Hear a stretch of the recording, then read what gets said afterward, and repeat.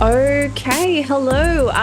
Joining me on the podcast today, I have a good friend of mine, comedian, writer, author, actor, creative, bon Mm. vivant, Oh, Riverboat Dandy. yeah, dandy, Mm. rapscallion, Oh, yeah, all of it. All all of it. sort of a vagrant, a wild man, Greg Mm. Fleet. Hello, Fleety. How you going?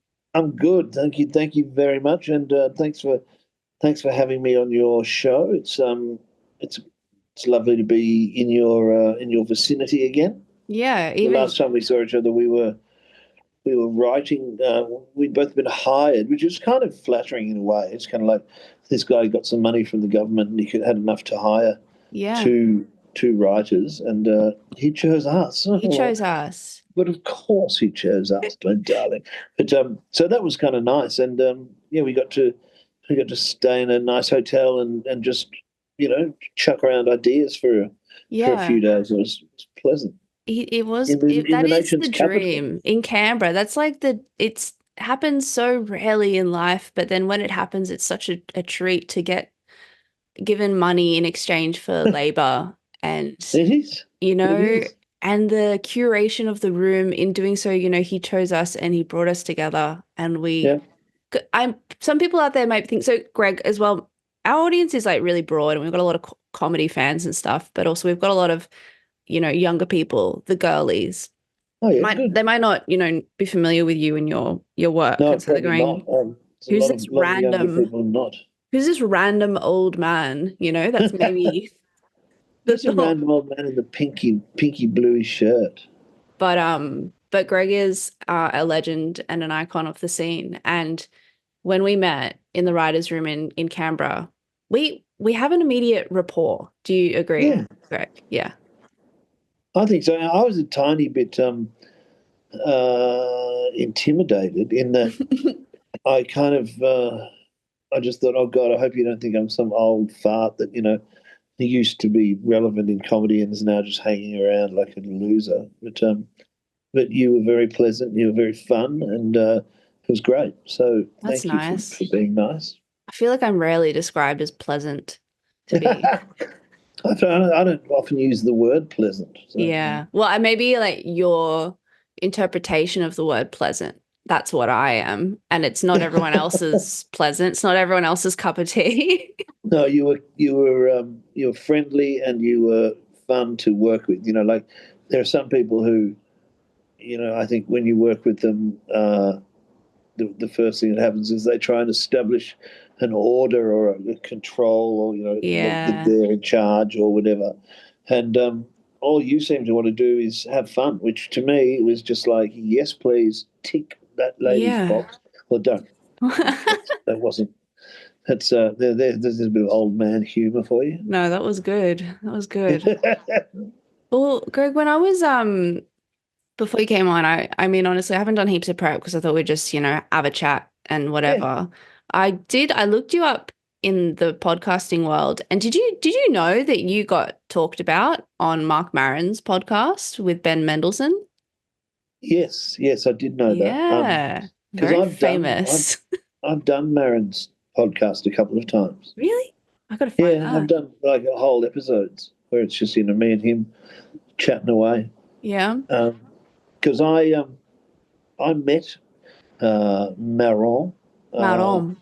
in in Edinburgh one year, and Yeah, he he and mentioned it. I Yeah. hung out for that year. We really did. We spent a lot of time together, and it was before he'd started doing. It was just before he started doing uh, his podcast. His Mm. world famous podcast, and he was just angry. He was so angry at the world, Yeah, that's and kind of his vibe. he was Yeah. furious, and he'd just split up. His wife had just left him, I think, and he was furious at her. He hated her, and it was yeah, it was really great that he got something to channel his energy into. Yeah. But but no, we hung out and we had a great time. And then once he started doing his podcast, he got me to be one of the guests one week, which was great. And then he came out to Australia for a comedy festival, and he got me to do it again. And then I think I did it another time with Will and someone else, and there was like a few Australian comedians, and Yeah. so, but yeah, but then yeah, there's been other times where people have been on it and chatted about me. Mendo talked about me because he and I used to live together. I feel like So you've lived with everyone. Like that I if have. you It's mention bizarre. like a random like because you lived with like Nick Frost and Yeah, Simon Pegg or something, like you just yeah. name any random comedian, you're like, yeah, we used to live. Like, was this like some kind of castle filled with comedians, or like is it like what how many different houses? Yeah, list a few roommates for us, just go on. All right. Um, roommates and friends. I never lived with Stuart Lee, but he and I were very close friends. Yeah. He's great. Uh, I love his oh, work. he's tremendous, and he wrote really nice things about me in his book. He's called me one of the best comedians in this is his quote, one of the best comedians in the world ever, Wow. which is a little bit over the top, I think. I'm not quite prepared to grasp that, but I so take it. yeah, there's him, and then there was this epic house in London, which was Michael Smiley, who used to be a comic. He's now quite a well-known actor. Um, but it was Michael Smiley, Simon Pegg, Nick Frost, and myself. They were living together, and they got myself and Janie Anderson, who was at that time my partner, and they said, "No, no, come and live with us." And so we just moved in with them, and the house was called the Pod, Did you ever and have like housemate drama? So because I haven't had I've lived with good friends and then I only had like a multiple housemates like once in my life and I didn't have many problems with them, but there was actually one housemate who would like cook really late at night. Like it would be like midnight and she's cooking like a faux like a broth, like an aromatic broth and like that's seeping into your door. yeah, and it's like I like food. I like the smell of the broth, but like I'm trying to sleep and there's this like aromatic like and it was so crazy. It was like 1 a.m. she's cooking broth. And it was also like a housemate's girlfriend. She wasn't No, even meant to that's a be. weird position when it's not actually one of the official people who lives there. Yeah. It's their adjunct, Yeah, their like you partner. come to your That girlfriend's house and you cook broth at yeah, midnight. that's Like that you got to debroth that bitch. the goal. Yeah, we moved out. We got out, but then they got to keep The the house. gall. Yeah, Oh, so you moved out. You didn't even get her to move out. You I just went, know. no, we're out. Pathetic. Beta, really beta move to leave her with the broth. I think that's great. Um, but yeah, that is because in that house, it's funny you should say that because in that house, the only problems that we had were with one person's partner Oh who, yeah. didn't officially live there. Look, to be Mm. honest, I didn't officially live there. I mean, we were there for about, I think, like 6 or 7 months. But there was, yeah, the only real problem was with someone's, like you say, not an official liver, but Yeah. a partner, and it was that kind of thing of someone who just shows no. I mean, look, I'm sure there were things I did that gave people the shits, like getting smashed and stuff like that. But we all were doing that. We were all getting smashed at various times. But she would do that thing of just like all the time do that thing of, oh, there's like 2 inches of milk left. I'll drink that and not tell anyone and just leave it in there.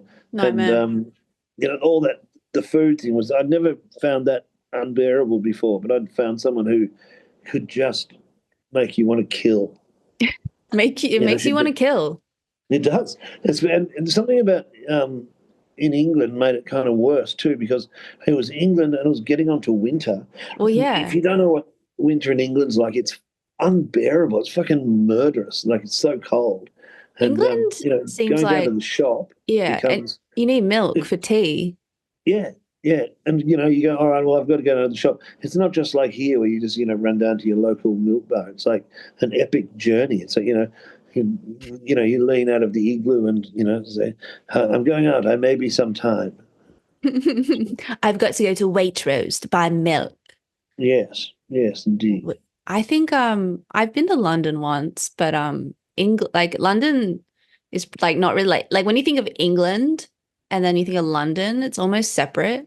I think like London, it's Yeah. like, yeah, that's London. But then England is like, oh, it's like grey. Everyone's Oh, ugly. low Everyone's skies. like smoking cigarettes, but not in a sexy way, like in a poor way, like in a like a bad mouth, like, Yeah. and they're in a flat. Oh, we're in a flat. We're smoking in the flat. It's just it seems horrible. Yeah, Sorry, driving. England. We were driving around the country. Stuart Lee and I were doing a tour, and it almost made you suicidal. That low grey sky Yeah. and just Yeah. never ending. So that's like yeah, a lot of interesting people I lived with. Mendo, obviously, he was a ball. The guys from the Mighty Boosh, we didn't actually live together, but we were very, Mm. very close. And they got me to, they did this one thing one year when they were just massive. They did a thing called the Boosh Fest, which was very much like any of those big outdoor British festivals. Um, so they did one of those based around them, and all it was just all their favourite bands and all their favourite comedians Mm. in this field in Kent, and it was massive, and there were thousands and thousands of people there, and there was a little comedy tent. And they got me to host that. I was actually quite bad. I remember thinking, I wish I could just be doing a spot. Like I was Yeah. jealous of all the people that just came down and did their little spot The because thing just about, yeah, hosting is that yeah. it feels dangerously close to work, doesn't it? Yes. It's work. Yes. You're working like when you're hosting. Yeah, it's tough. It's not an easy, fun thing to do. No, it's really unpleasant to be working on anything at any time. So it's a nightmare. God. All right. And So also, Boosh, yeah. I think I felt weird because, there were all these famous British comics, most of whom I knew, but some of whom I didn't, some of whom I, only seen on TV and stuff. And I kind of felt like they were judging me by that performance, by like, Yeah. how was the guy hosting it? Oh, he was pretty ordinary. No, but you're hosting. Like they should know that hosting is different. They probably did. Look, I'm just being I know. paranoid.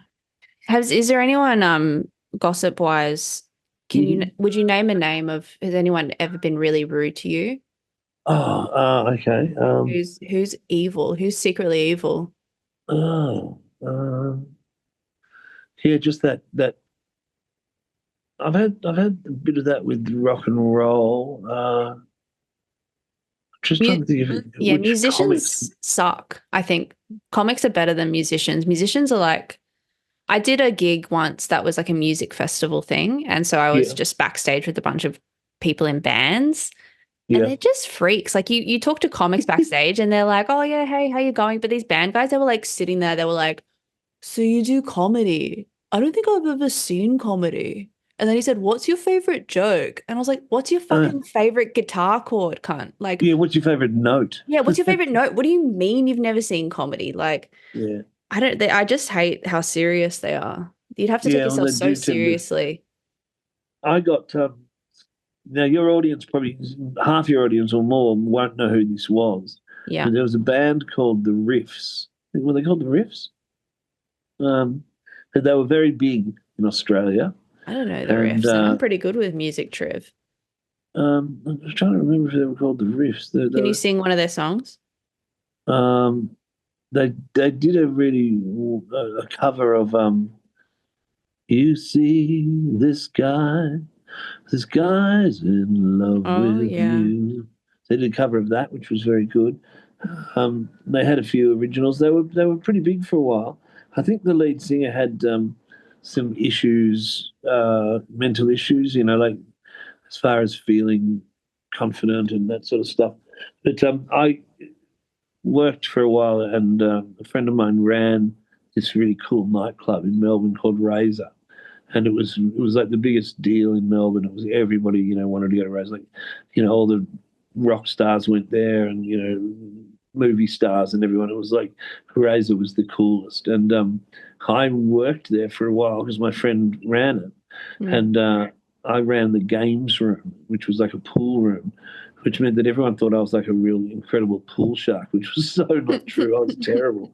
But Uh, they would often get me to introduce people if they had some celebrity who was going to perform there. It was mostly just nightclub music and stuff, so they didn't need it. But they had the the riffs. Oh, fuck, what were they called? Anyway, I'll remember it before the end of the pod, probably. They had them playing, and they got me to introduce them, which made sense. So I got up and I didn't do anything funny or you know full focus or anything like that. I was very complimentary and said, Yeah, you would what never, Greg. I yeah, can't imagine that you would have taken this moment on stage to have a little joke or indulge yeah, your charisma or anything like that. I'm sure you would have been very businesslike and straightforward. yeah, and said that it was a great honour to introduce them and how I'd loved their music and blah blah blah. And here they are, blah, blah, and I didn't say here's the riffs. I said here's whatever their real name was, and the guy, and I found out later on, I think this was due to some of his mental issues and his confidence and stuff like that. He just straight away got on stage and just slagged me off, like just immediately, before they'd done anything. It was just, who the fuck was that guy? Like, blah, blah. And it was horrible. It was so horrible. And because he was so loved by the crowd, they all went, yeah, we hate him too. It was like, oh, don't hate me, I'm nice. You're just So that was introducing the band. Yeah, that's rude. that was tough. I got slagged off by Grace. Her name was Grace Knight. Do you remember her? She comedian? No, she was a singer. She was in a band called the Eurythmics. Oh yeah, I'm looking up. Is an English-born Australian vocalist and songwriter. She was in the Eurogliders and a jazz singer. It's funny that because lots of properly famous people, but I will say the people that you're saying who have slagged you off, I mean, they're successful in their way, but they're not that big of a name. But it probably is just this. If you're proper famous, you probably can still be an asshole, but you may be more relaxed about it. They just don't be an asshole. Well, they don't care as much. Yeah. It's the people who are almost famous or like, maybe on the way down, having peaked, and they're on the other side of the hill. They're the ones who tend to be assholes because they don't feel confident, whereas people who are just, I always assume if I met George Clooney or someone like that, that they'd be quite a nice person because, why not? They've got nothing to lose. Yeah. They wouldn't be dissing on the Fleet Man. Don't be dissing on the Fleet Man, George. Don't D on the F. Hell no. Don't D on the F, G. George Clooney. He would. I reckon George Clooney's got to be a nice guy because he's married to a lovely woman, Amal Al-Muddin Clooney. That's a good way of, I think it's a good way of telling what someone's like is they're judging by their partner. Yeah. Because it's like, well, if they're hanging out with them, then it's a character reference. Yeah. But it's also, I mean, I'm thinking about this, like, I feel like the bar is kind of low though. Like there's this weird phenomenon. Is it phenomena or phenomenon? But do you know like phenomenon, yeah. Phenomenon. But like when you find out that like a guy's wife like has cancer or something, and then he doesn't leave her, and then I'm always like, wow, he's such a good guy. Like for like his wife. It's like, no, he's like his wife had cancer. Like it's actually the bare minimum to not divorce her. But I'm always like, wow, what a hero. Like, gosh, that's such internalized misogyny or something going on with me that I'm like, wow, he must be such a good guy. Yeah. And there's also the other story that attached to that is that the story of the person whose partner is dying and they're looking after them. And then also that person, the one who's dying, like say it's a woman who's dying, the wife is dying, her best friend, who's another woman, will help to look after her. Yeah. And the husband's helping to look after her. And the two of them fall, Yeah. And then he gets with the best friend. And people are like, well, they were close together in the end. Yeah. That's kind of nice. I knew someone who did that when I was growing up. Someone did that on our street. And their son, the son of the man whose mother had died, the man married his second wife really quickly, and the son couldn't handle it. He was 17 or something, and he was like, no, he just thought it was really rude to his mother for the father to have remarried her friend really quickly after she died. Yeah. And one day his sister came home from school, and the Yeah. brother said, look, as she came in the door, he stopped her and said, look, go next door and get them to call the police because I've just shot mum and dad. What? Yeah, he'd just gone the double shotgun murder on his father and stepmother because out of respect for his mother. Okay, He hang thought, on. I'll be honest. yeah, For one it's second, awesome. I was looking at like the Zoom thing because I was going to upgrade the Zoom because the I can meeting's see going you to were looking at end. something, and I thought, this is going to pull you out of it. Yeah, then it did because I was like, okay, I wonder if I can quietly and quickly upgrade Zoom so the meeting doesn't end, and then, Then you heard and double murder. just let Greg keep yapping on about whatever the hell he's gonna talk about, and then you just told me that someone killed someone. So wait, okay, is this someone you knew or wait? Yeah, yeah. They lived down the street, and I remember the local paper ran a thing with a photo of the house with the headline "Death House." Death House. But There was, yeah, he got the family shotgun and waited. Came home, killed his stepmother and his father, yeah. and then waited for his sister to come home and very calmly and very sweetly sort of said to her, "Listen, darling, go next door and get them to call the police because I've just shot mum and dad." And he's like, "I've just taken the dog for a walk. Oh, and I've shot mum and dad." And Was this when you yeah, were growing up or? yeah, yeah. Okay, yeah. So someone killed their Why? Do you know why So did you tell me why he killed his family Yeah, when he did? purely because his he thought it was just really crass of his father Yeah. to move on so quickly and to wait for his mother to die and then marry the woman who was helping him look after her. And Yeah. just sort of, and like a couple of weeks later, marry her, and she moves into the house and she's like sleeping in his mother's bed and all that. That's insane. Yeah. Yeah. Yeah. Kind of, was he wrong? Nah, kind of wrong. Was he wrong? Was he We asked wrong? Maybe. I don't know. We had yeah, I mean it's not funny, I guess. It's not him. We don't have to be funny. really. We can be also. We can be It can be whatever we very want. serious. My babysitter went to jail when I was in Oh, yeah, that's my scandalous story. But the thing is like do you it's know such a what for? yeah. So it's like salacious, but it's upsetting. So it's not like good fodder for like No, I've got comedy a really, great story but to tell after this one, yeah, so okay, don't great. worry. Mine's going to be even grimmer. Yeah, so my I was like this is before I was in preschool, so I was like, like an infant, like 2 or 3 years old, and I was looked after by this lady down the street, and then she went to jail for accessory to murder because so Oh, what at happened her. was, yeah, her and her husband allegedly were at home. And what happened was I think it was her husband's brother. So her brother-in-law, he murdered his daughter, like Oh, stabbed her like 100 times in the chest. It was like an honor killing kind of thing. And it's alleged that he killed his daughter and then went to my babysitter's house, kind of with blood on his hands and car, oh. and they cleaned him up and sent him on the way. What was he of a particular race or something where that was a Yeah, common thing? yeah. So like, I mean, Okay. it's God, and like all the sensitivities around this and everything, but like that was like a Muslim like Uh-huh. cultural like honor killing thing, Yeah.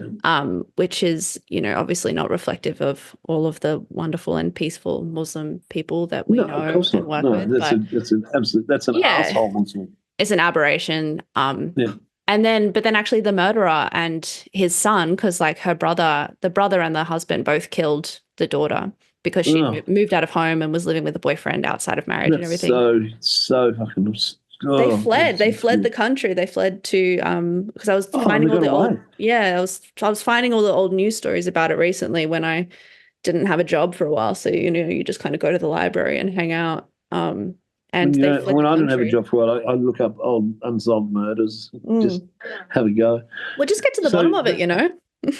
so they got away, and your babysitter went to jail, and they didn't. Yeah, and my babysitter went to jail. She went to Silverwater Women's Prison, and For my how mum, long? it should be out now, I think, but it would have been a few Oh, of years. course she'd be out. I mean, if all she did was, clean him up and send him on his way, she would have got like a year or two. Well, yeah, and I also think like for her as a woman in that situation, like she's got her brother-in-law coming over saying, "I just killed my freaking daughter." Like, Exactly. what position is she in to say no? Like, Yeah.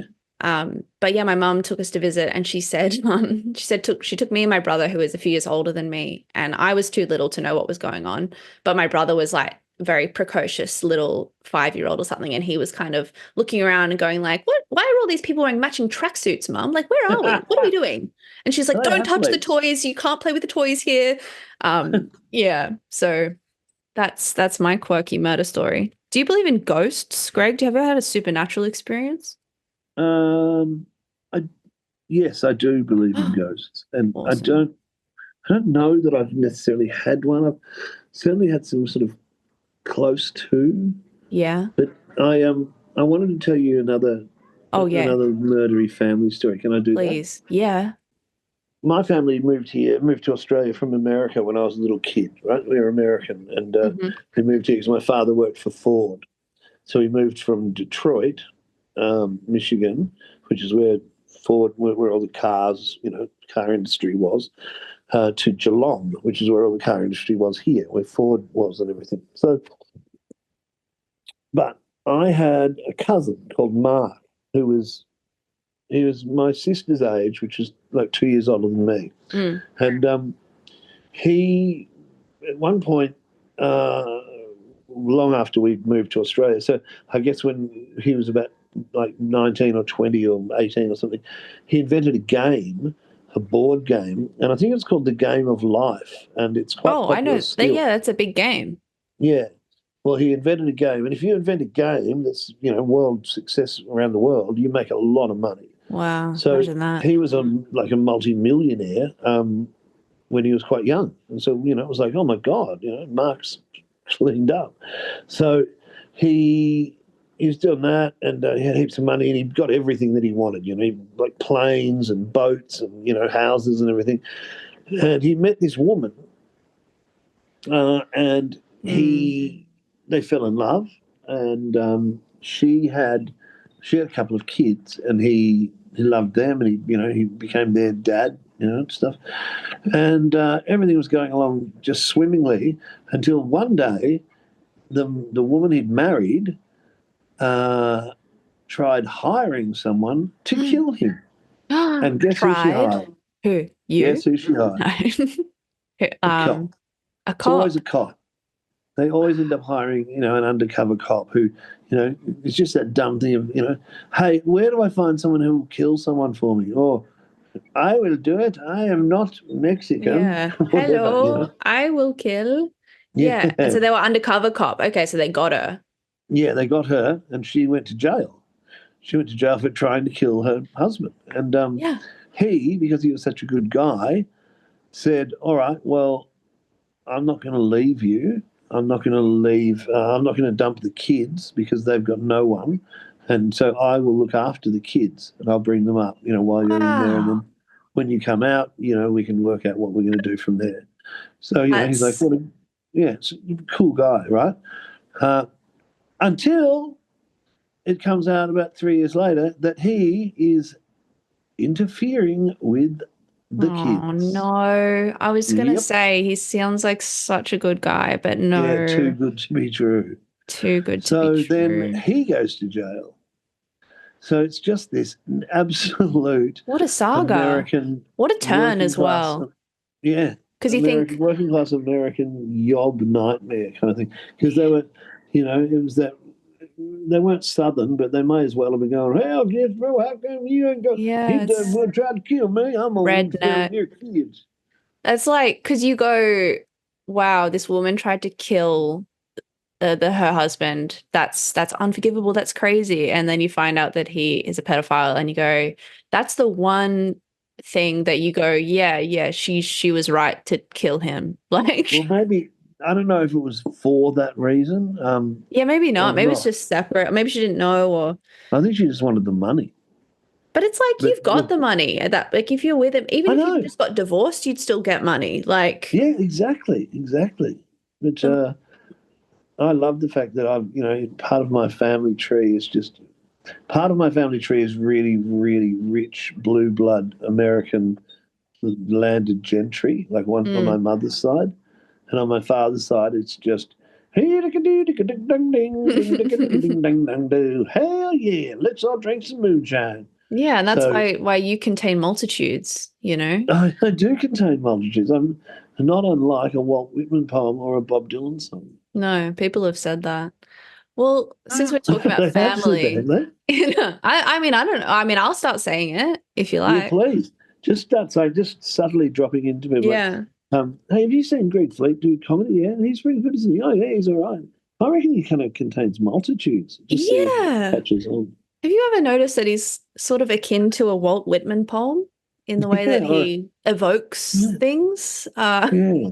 And he kind of gives off a vibe of someone whose relatives are like pedophiles and murderers. Yeah, Yeah, yeah, but also interesting maybe guy. some rich people. But also, but then, you know what you say, oh, there's like crazy pedophiles and then there's rich people. But actually, haven't we found out in the past few years that the rich elite are the true pedophiles, you know, the Oh, Epstein. absolutely. Because they're That's more likely to get away with it. well, yeah, it's America's pastime. It's wealthy America's favorite thing, Pastime. you know? What is your pastime? Oh, I Oh, like table tennis, interfering with kids, that kind of stuff. yeah, that kind of stuff. Well, since we're I talking about love the word. I family, oh shouldn't yeah. say interfering because I find the word interfering to be really funny, so I probably shouldn't use it in this Yeah. instance. But I do love it's just it's a great term for, for sexual contact. Well, yeah, When I well, was but it's young, I also had a girl. like implying like interfering because it is like it's not just like sexual, it's like interfering in a non-funny way, like in their Yeah, psyche and life yeah. and everything, disrupting like the way that they're going to have to live in the world. So I think it's a strong word for it. Sex in a non-funny way, like because Yeah. sex is usually hilarious. Stop. It is with me. That I remember when at the start of my heroin hobby, which I had for a very long time, um, someone saying to me, I was saying, "Well, what's it like? What's heroin like?"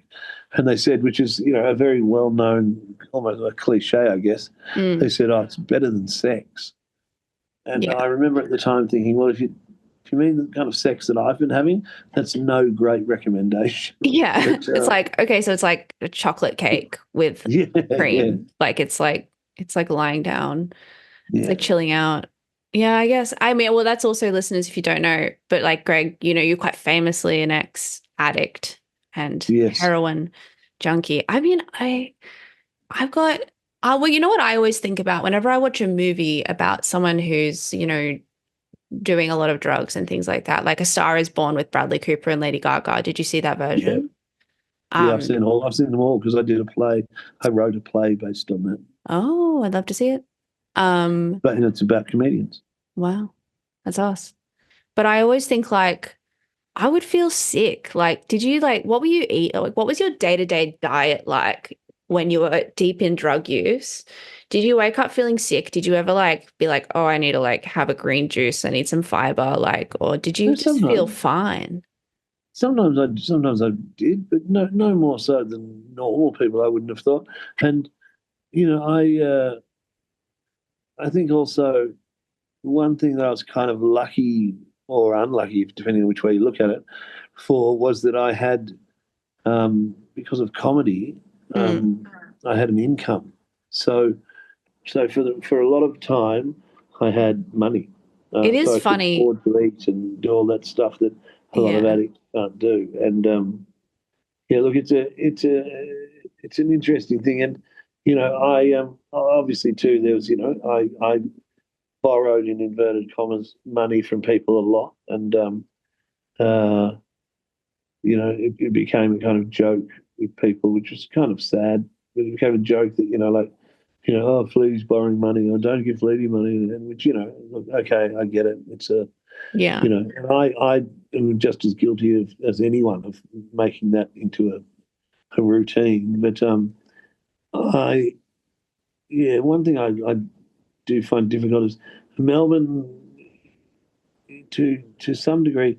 The audiences are very forgiving, but a lot of Melbourne comics seem to have this thing that this kind of feeling that they can sit in judgment on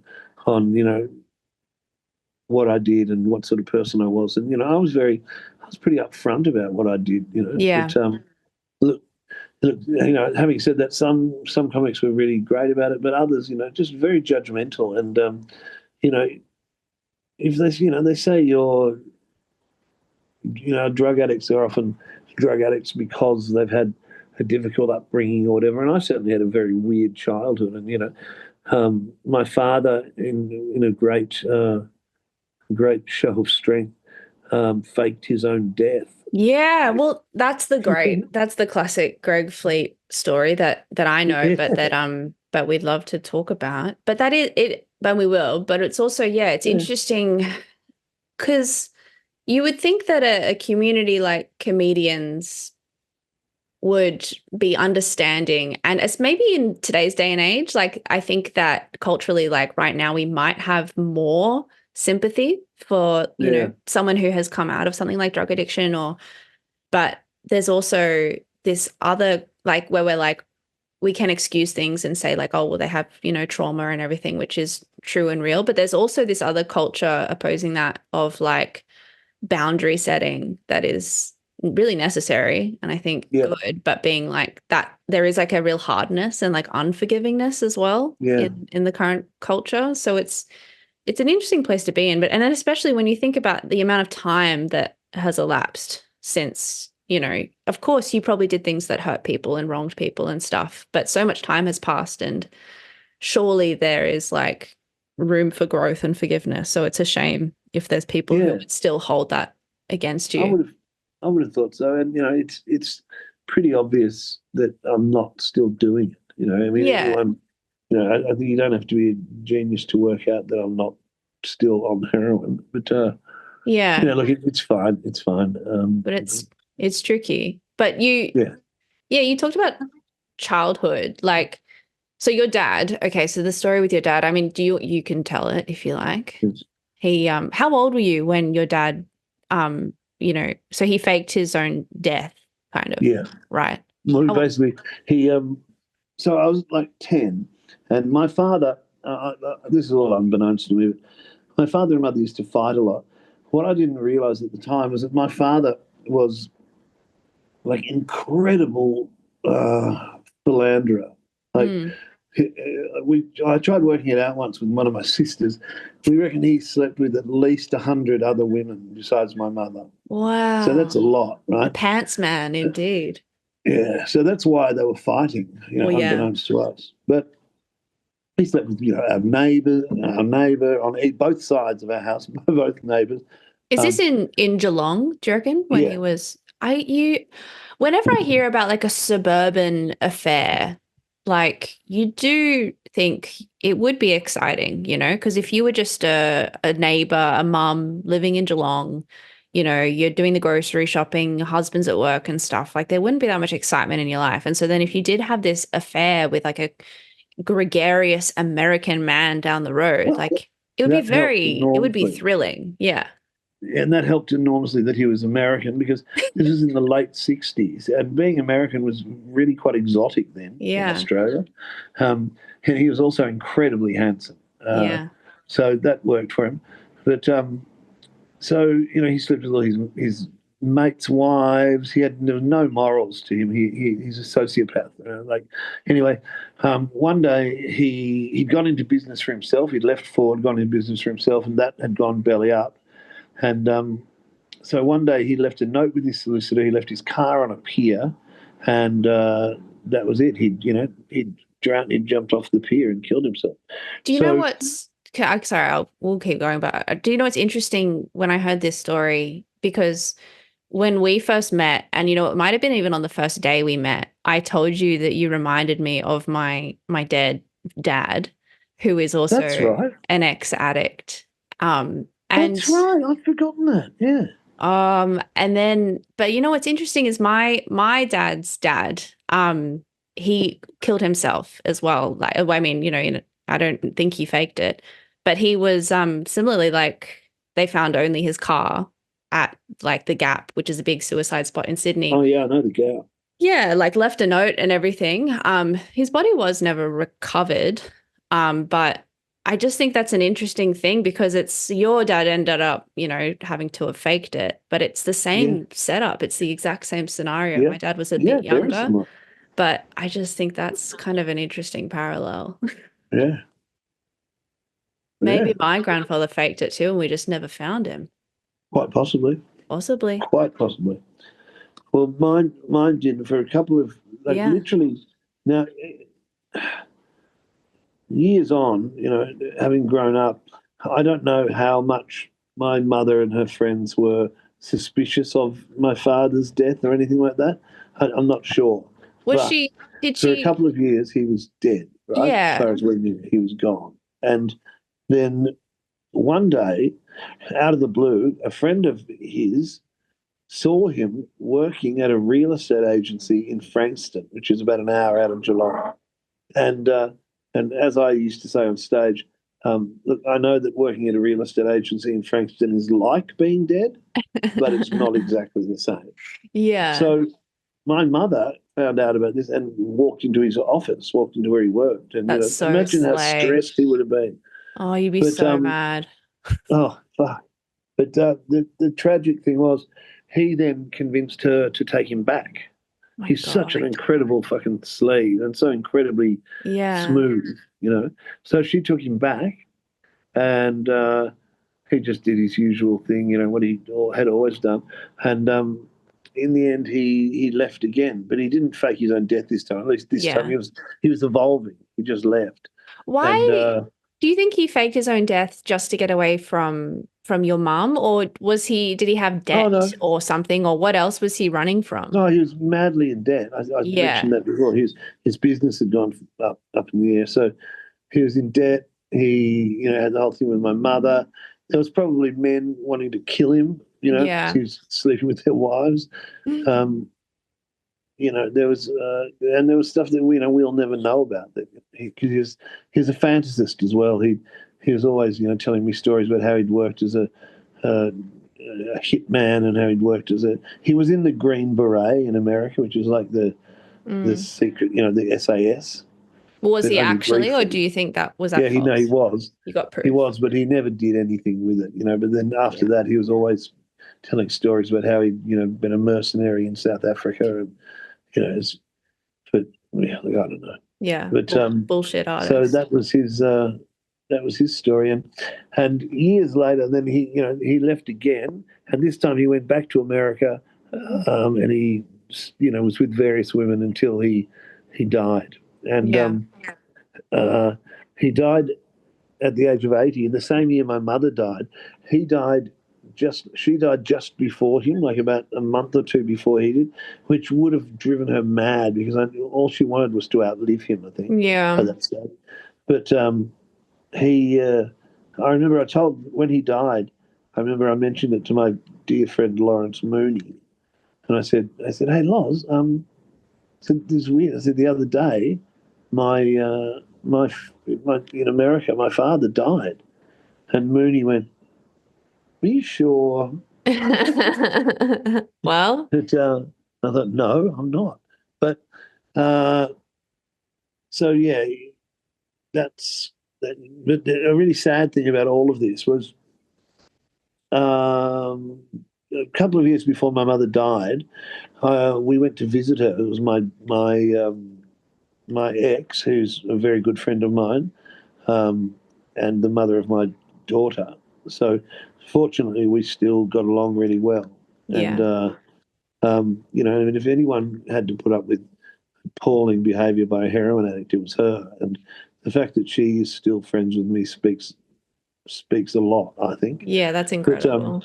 but she's a great woman, and we went to visit, my mother down in where she was living, and when we left, she said to me, hey, what do you reckon your mother thinks of your father? And I said, oh, God, she hates him, like all the stuff he did to her, she can't stand him. And she Mm, said, oh, I don't know. She said, I think she's still in love with him. I said, what? Why would you think that? And she said, well, there's a picture of him on the bedside table. And there's this and there's that. And there's this photo of him here and there's this. And I suddenly went, oh my God, all this stuff just seemed normal to me because it had always been there. And mm, it's, of course, it's absolutely bizarre that she'd have all that stuff. And, I thought about it and I thought, oh my God, you're absolutely right. She's still in love with him. And I think up until the day that she died, had he rung her and said, look, I'm coming out and I want to see you and, we'll see how things go. I think she would have probably said yes or, yeah. given it a go. It's heartbreaking that she's that forgiving man that's that cool and cold and Yeah. calculated. Yeah. How was your mother throughout your addiction and like the years when you would have been a real nightmare and things like that? Did she always kind of stand by you, or did she get fed up with you and your Uh, I think she probably got fed up at various times, but she kind of stuck. She stuck by me. She, although I think frustratingly, she kind of acted like it wasn't happening. yeah. Which, I think in hindsight, I would have preferred it that she took me aside and went, she shook me and said, "What are you doing?"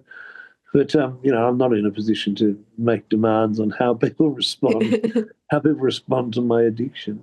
Um, but no, she was good. She never abandoned me or said, you can't come back to the house or anything like that. Yeah. Which is good. But I didn't. Fortunately, I didn't. For some reason, I didn't burn that relationship down. I wasn't stealing from her and doing the stuff that addicts normally do, which I'd done from other people. I'd certainly stolen and lied and stolen and cheated and done all the charming things that an addict does, Mm. like the way you are, the way you behave all the time. Yeah. Yeah. I'm an absolute nightmare. You are. You're such a nightmare. Yeah. Yeah. I think that's interesting. Like it's like that mother-son thing, like with my dad as well. So my dad died a few years ago, from addiction He related did. So he did die. everything. Was it an overdose, or was it just like general? His body just broke down over time. Yeah, more the latter. So he had periods where he was using like drugs and like also had like used heroin and everything like that, but alcohol was his main thing. So he Well, alcohol is alcoholism.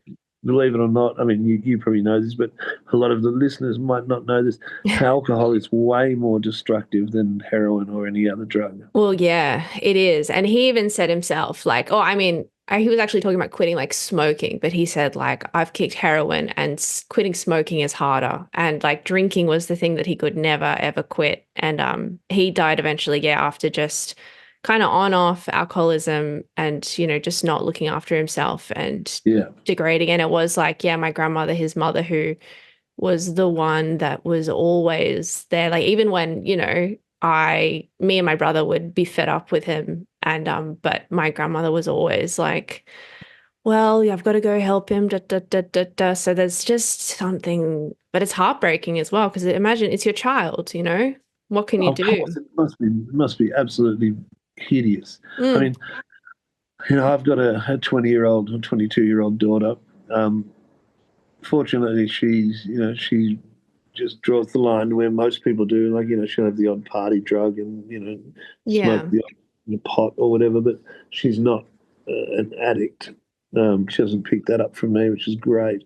But if she started using heroin or something like that, oh my God, I would be horrified. I'd be so stressed. So, Well, it is yeah, like that thing because that's kind of what I wanted to talk about as well. I mean, we're going for a long time. We can always split this into two episodes. Or like, do you need to go anywhere, Greg? Or like, the double Fleety episode. yeah. Like thinking about like because people, I don't know, do children of addicts become addicts themselves? I think so. Like there's patterns there. Yeah, there But is. Yeah. I've never, I don't, but I see a lot of like that addiction behavior and like that kind of nothing's ever enough, like that attitude in me. But in terms of actual substances, because of my dad, I've always been so cautious about drinking and drugs, and I've never used like very hard drugs, and I don't really drink much at all. Like I think when I was 18 and 19, 20, and like every now and then I will like absolutely binge drink, and I have to admit to that because there'll be people who go, you vomited on me, Yeah, you yeah, cried, it's like, yeah. yeah, I know. But like I'm not a habitual drinker at all, and I never have been. But and then your daughter as well, you say like she doesn't have issues with substances. So No, it's like because you see it. But then also like I don't know, like addiction is something that's so interesting. And I think that's when I was like thinking about doing this podcast with you, Greg, I was like, I just think there's like something in this conversation that we could have, like, or even a bigger like conversation, because I'm so interested in you, how you've seemed to, you've quit addiction several times, and yeah. you're living quite functionally, now, like you're not in addiction, but like what I is it actually, like? since I last Yeah, saw you, I've also gave up smoking. wow, like that's incredible because And smoking having is smoked for 50 years, hard. yeah, I gave it up. How do you like, do you have an answer for like why am I like this, or like why do you think you're someone who is prone to addiction, or do you see that kind of predilection play out in other parts of your life, like like it's easy to I go don't. like, oh, abandonment, there's some hole to fill, like what do you think it is? Sorry, I'm just plugging my phone back in. Yeah. Um, I don't. I really don't know. And I was thinking about this. Was it today or yesterday? I was thinking, so many people that I knew and took drugs with, and had this fun lifestyle with. They all stopped, and I kept going. And I kind of think, why? Well, that's, Why? yeah, it's It's this actually pattern, like, and when heartbreaking when I think yeah. about um, my career, and Mm, I think about all those people like you know Michael Smiley and Nick Frost and Simon Pegg and the Mighty Boosh guys and Ben Mendelsohn and Stuart Lee and all these people, and I think I kind of had the opportunity to have that kind of lifestyle and that kind of success, and I pretty much chose heroin over it, which is absolutely unbelievable. When I think about it now, and I think, I look at my friends doing that, and I've got, I'm living on a couple of $100, for a week, and you know, my friends are like, in, Mendo's a fucking multimillionaire. It's like yeah. Simon's a multimillionaire. They all are, and it's like, I you would have thought I would have thought I'd love that lifestyle, but I somehow just kept saying no and kept going the other direction, and it's Yeah. really it's quite sad. I think. It's like it's self-sabotage in a way, Yeah, like yeah, you're not, you had every opportunity given to you, had every chance to get out of it. I And know. then, and I mean, you said it as well, and it's interesting, and it's like cool that you take accountability in that way. I think that you say you chose heroin over it every Yeah, time, like you chose that. And that's so, yeah, because that self-sabotage thing, I think that like that's the seed of it for me. Like when I think about my dad and when I think about me, like that's the thing I'm really interested in with addiction, and these like this pattern, because it's a self-sabotage, and like I see myself do it as well, like when less so and less dramatically, because I've I've not personally fucked up a big opportunity that I've had. I don't think. I've had big opportunities that got fucked up by other people, but like, but I definitely self-sabotage, like in, just having like low self-esteem or something, or being like, oh no, I can't do that, or I'm not going to work hard enough in the right directions. Like it's that impulse. But it's also, do you think it's, I don't like, sorry to be deep, but like, no, because you say like you would have loved that lifestyle and the $1 million but you almost had it. Like, is it, I think for me, there's also like a fear of like, what if I got all of that and I still wasn't happy, you know? So there's like a fear in that. Well, yeah, and I think with me, I somehow kind of thought, oh, okay, I can do both, which was, Yeah. never going to happen. Never can One never foot work in the in. past. Why was it suddenly going to work now? Yeah. Yeah, and then yeah, the age that I am in comedy especially and entertainment, like what you said, like yeah, you when you were in your younger years, like and you would be partying with all these guys and then you're the one that didn't stop. So like Yeah, where I'm at, we're starting to kind of see like I can think of people that, it's like, yeah, we all have a good time, we're all drinking and stuff. And now there's a few people where you're going, oh, and they're not stopping. Like it's becoming a problem for these people. And yeah, it's just it's interesting that because I think there's like substance abuse and then there's like addiction as a problem in your life. yeah, yeah. You're absolutely right. But I think your father's done you an enormous favor because when we were spending time together in Canberra and we talked about addiction, not very deeply, but we did talk about it. The way you spoke about it, I thought, in many ways, I thought, you're really lucky that you've had this experience because it's taught you, that if you want something, you can't just fuck around. You've got to go for it, what you want, and go for it Mm. seriously. Yeah. Yeah. I mean, it is funny. Like everything teaches you a lesson and stuff. And you never know, like if you would have taken that and got all the millions of dollars and whatever and invested it wisely, yeah, you would be in a better position. But who knows what else would have happened? Sliding doors, isn't it? Oh, absolutely, absolutely. There's all sorts of different scenarios come, spring to mind. Yeah. Okay. Well, what else? What else we got? I guess we could finish up with I've got some random questions. We've got some games we play on the Yeah, podcast, actually. This sure, could be good. We've got this sure. game. Okay, we've got this game called Fuck Watch. Um, Buck watch, Fuck Watch. buck watch. Fuck, the rude Oh, word. fuck watch, Yes. buck watch. Okay, yeah, This is whiplash getting into a fuck watch now. But yeah, it's a game where it's kind of like, do you know the game like Fuck, Marry, Kill? yeah, So it's like three people you choose, but yeah.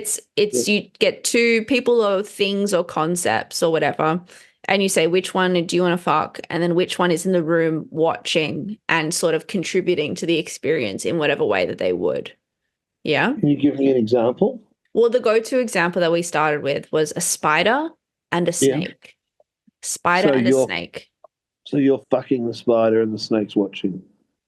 Well, if that's your choice, or you can Oh, fuck the okay, okay. So snake and the you're going to give me spider two. watches. Yeah. You're just going to give me two things like that, and I have to decide which Yeah. and say why. And discuss, how you think they would contribute to the Okay, experience. yeah. So the one you're fucking basically doesn't contribute to the experience in any other way than sexually. I mean, on it, there's no rules. If you think that they would Ooh, contribute in ooh, other like that. ways, so We however like you. We like you, Lady Lauren. yeah, No absolutely, rules. whatever you Righty like. ho. You can have No whatever you rules. like with a spider. Do what you like. Fucking hell, this is great. I love it. All right, kiss a couple. Mm, Kiss a couple of things, and I'll fucking do it. Won't I? yeah. So spider and snake, what do you reckon? Oh, that you're giving me those. I'll give you that. Yeah. Oh shit! All right, I thought that was just your go to. You. All right. Well, difficult. It is. Because neither of them, I don't think either of them would be particularly welcoming of my sexual advances. Um, Unlike most, most animals. Most creatures, yeah. Yeah. Uh, I guess, I guess sex with the snake. Um, so yeah, fucking the snake and the spider watching. One immediate reasons being size. Mm, Very hard to fuck a spider. hmm I've had to fuck a snake too, but it's probably doable. But uh, and also there's something about a snake that historically and literature wise and um, filmically, artistically, Mm, snakes have always been kind of biblically as sexual. well. It's a very, They've tended to be sexually, snakes are seen as kind of sexual beings, I think, more yeah, so than spiders. But also with the spider being the one that's watching is great because spiders have got 8 eyes. So yeah, they can watch and, I'm assuming they can project, they're kind of like they're like a streaming service. They can watch with one eye and send out with the other 7 eyes. Send yeah. out, So they could broadcast it for, yeah, which of course I'd want people to do. I'd always want yeah. my sexual experiences broadcasted. Well, all exposure is good exposure. It's, Yeah, and I think also I'd want to fuck the bigger the snake, the better. yeah, like an anaconda. Yeah, it's one of those kind of, as long as it's not going to bite me. I mean, No, no, no. there's a lot of things you have to, a lot of givens in this scenario. Yeah, A lot of things you have to take for granted. One of them is that I'm not going to get bitten, and also something that's very important to me is that the snake, I would want to be into it. yeah. Oh, and they I, would be. They would be. the Definitely. idea of having any sex ever with someone who was not into it. Heaps. Yeah. If the snake was like, oh, I guess, like it'd be like, oh my God, how are you gonna even no, the snake's so into it. Yeah, All right, I yeah, like yeah. that. I like that. That's interesting. Yeah, I think a lot of people say, I mean, some people have said the benefits of fucking the spider is like, and you can imagine the spider huge, like the many limbs that they could kind of be using. But the snake is definitely, it makes sense for you to choose sexually as a man of literature and poetry Yeah, because of the symbolism and the historic yeah, significance of the snake in the erotic realm. yeah. It's almost like kind of Egyptian, sort of Yeah, exotic. back in the Rattlesnake would day. be Yeah, fun. Yeah. yeah. All right. Well, we can wrap it up, Greg. Thank you so much Oh, for all right. coming on the Oh, pod. or however I reacted. The joke about coming was really funny. And I had such a lovely time. Thank you so much for having me. And I I hope you can out of you can edit out of this something usable, I'm doable. sure we will. You're yeah, one of the best. Do you want to promote? Do you have anything you want to promote? You wrote a fantastic memoir that to give that a shout out Well, or a book I've got a or new book oh coming out. Which is just taking forever. Literature people take forever to decide things. So yeah. we're I've got a literary agent, and he's taking it around trying to get someone to pick it up, a publisher to pick it up, which he will do. He'll find one, but he's start at the top and work your way down. We've had a few no's, which we were expecting, Yeah. but it's the memoir that I wrote is actually a bestseller, which is amazing. But in Australia, if you sell 10,000 copies of something, it becomes a bestseller. So luckily, I've sold something like 11,500 or 12,000. I'm a bestseller. But this new book that I've written, which is actually a novel, but it's very much based on my life and the things that happened to me. So even though it's a novel, it's really kind of more of a memoir. And it's Yeah. written very much in the style of These Things Happen, which is the memoir that I wrote. But it's basically a coming of age novel of a young person at boarding school and all the firsts that happen to you in life, like the first love, the first pain, the first death, the first true joy, all those things that happen for the first time and the effect that has on your life. And I'm really happy with it. I think it's a really good book, and it's very much based on real things that happened. So Yeah. when it Awesome. comes out, I'll get you a copy, and hopefully you'll like it. But for anyone else who wants to get a copy, look out for it. It's obviously Greg Fleet, and it's called The Last Ride. Awesome. I can't wait to read it, Greg. Thank you so much. Thank you so much.